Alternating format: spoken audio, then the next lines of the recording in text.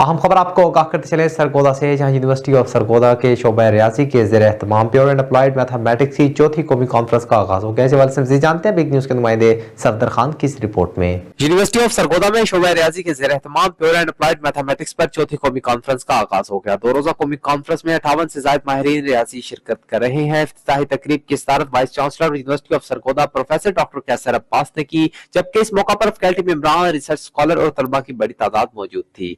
Conference से खिताब करते हुए प्रोफेसर डॉक्टर कैसर अब्बास ने कहा, इस कॉन्फ्रेंस का मकसद मुल्क भर से रियाजीदानों, मुहक्किकीन और तलबा को बामायनी मुकालमे के लिए एक प्लेटफॉर्म फराहम करना है। उन्होंने कहा कि तालीम और मुआशरे की तश्कील में रियाजी का किरदार नहायत अहम है और तलबा के लिए जरूरी है कि वो तालीम के मैदान में इल्म रियाजी से बसीरत हासिल करें। Then faculty of sciences professor doctor Aamir Ali ने अपने खिताब में खालिस और इत्तलाक की रियाजी की दोहरी अहमियत को उजागर करते हुए इंसानी इल्म और तकनीकी इख्तरात को आगे बढ़ाने में इनके ताल्लुक को जोर दिया। चेयरपर्सन शोबा रियाजी प्रोफेसर डॉक्टर मोहम्मद अब्बास ने कॉन्फ्रेंस की अफादियत पर रोशनी डालते हुए उन्होंने कहा कि इस कॉन्फ्रेंस में मुकर्रीन रियाजी की मुख्तलिफ शाखों में जदीद तरीन पेशरफ्त के बारे में अपनी बसीरत का इश्तराक करेंगे, जिससे शुरा को तहकीकी इल्मी बसीरत हासिल करने में मदद मिलेगी।